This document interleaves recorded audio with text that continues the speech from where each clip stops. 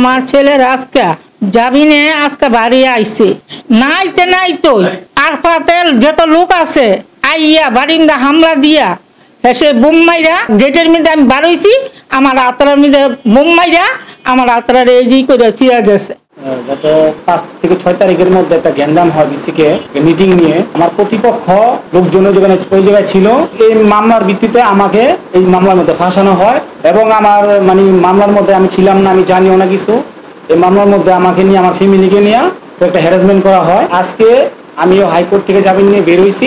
নারায়ণগঞ্জ জেলা সদস্য সচিব মশিউর রহমান রনি, তার বাগনা আরাফাত সাবেক ছাত্রদল নেতা এবং তার বাগনা সিফাত সে আমি লিড করত। আমার বাসার সামনে আমি ঢোকার পরই 10 মিনিট পর ওরা লোকজন নিয়ে আসে। আসার পরে আমার বাড়ির সামনে আমার বাড়ির গেটের মধ্যে ককটেল মারে এবং সেই ককটেল আমার মার হাতে গিয়ে লাগে এবং স্পট করে আমার হাত জখম হয়ে যায়। তো আমি আপনাদের কাছে একটাই অনুরোধ করি, যারা সংবাদকর্মী আছে যারা নাকি এই মামলার সাথে আমাকে জড়াইছে, সে একজন আওয়ামী লীগের কর্মী এবং শ্রমিক লীগ করে, আমি বিএনপি করি, আমি কোনো আওয়ামী লীগ করি নাই। এটা তাদের পুরা ফ্যামিলি আজকে আওয়ামী লীগের সাথে জড়িত, তাদের পূর্বপুরুষ টান দেন সবাই আওয়ামী লীগ করছে।